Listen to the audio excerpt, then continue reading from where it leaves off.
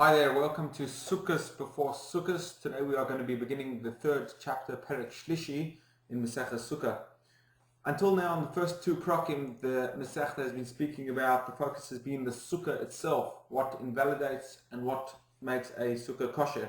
Here the focus shifts to the other mitzvah of the Chag, the other mitzvah of the festival, and that of course is the Arba Minim, the four kinds, the Lulav, Estrog, Hadassim, and the Arovas. Just as a brief introduction, the Torah says, it's all based on one pasuk, where the Torah says, "Ulkachtem lachem bayom harishon," you shall take for yourselves, for you on the first day, pre-eitz hodor, literally a fruit of a beautiful tree, kapois timorim, branches of date palms, va'anaf eitz avos, and twigs of plaited tree, and we understand that to mean the hadassim, va'arvei nachal, and willows of the brook, and that obviously refers to the arovas. Usmachtim lifnei Hashem lakeichem shivas yomim, and you shall be glad before Hashem your God for 7 days. In general, there are three conditions, three things which invalidate these four species, the dalad minim, the arba minim, and they come across in different ways. They're expressed in the different mishnayos which we're going to learn in this perek, which the focus of this entire perek is the dalad minim. And those are the three things mentioned in the pasuk, the ulakachtem, the way it has to be taken. They all have to be taken together. If you're missing one of them, you haven't fulfilled your obligation. Lochem, it has to be yours. This obviously disqualifies taking a lulav or an esrog, which is not yours, which you cannot use, or if it was stolen. Hodar is what the Torah describes these four kinds as being beautiful. And this is going to be an important one because this will disqualify certain kinds of lulavim and esrogim if they're dry, if they're withered, if they're not beautiful, if they don't fulfill the halachic standard of what the Torah considers to be beautiful, that will disqualify. So let's start with the very first Mishnah. The Mishnah says, "Lulav hagozul v'hayavesh pasul." A lulav which is stolen, a stolen lulav, or one which is dry, is pasul. The stolen one is obviously is pasul. It's invalid because it is not yours. The Torah says lachem. The dry one, which means the majority of its leaves or its spine has dried out, is pasul. It's invalid because it's not beautiful. Shel Asherah. Asherah was a tree which is used for avodah zarah, for idol worship. V'shel Ir Hanidachas. And Ir Hanidachas was an entire city which served idols, and the rule was the entire city had to be burned to the ground. And if a lulav came from there, it was also pasul because one wasn't allowed to benefit from it whatsoever. Niktam roishoi.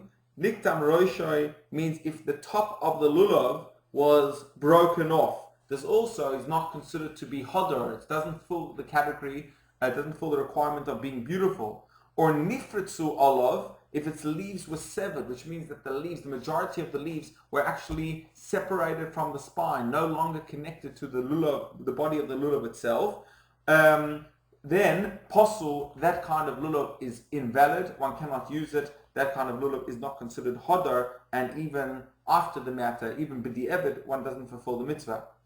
However, nifredu olav, if the leaves were just spread apart, which means they're still fully attached to the spine, but are spread apart on top like the branches of a tree, then, says the Mishnah, kosher, that kind of thing is invalid. It is valid, kosher.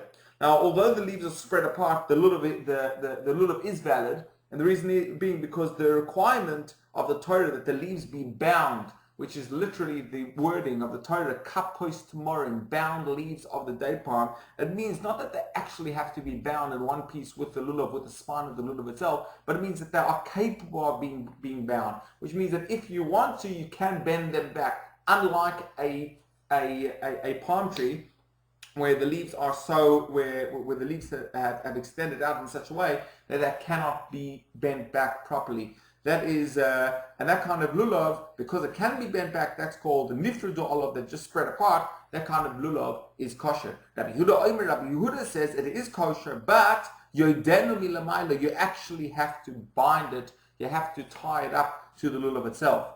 Sinei har habarzel kisheres, the thorn palms of the Iron Mountain. There were these mountains in the north of Eretz Yisrael, the north of Israel, which were called Harabarzel, literally the Iron Mountain. And the spines of these palms were the branches, the leaves, of these palms worked in such a way that they were very, very small. the bottom of the of one was just above, which was just about at the same level as the top of the one underneath it, and that kind of thing is kosher, even though it's not so beautiful, but it still is considered to be kosher.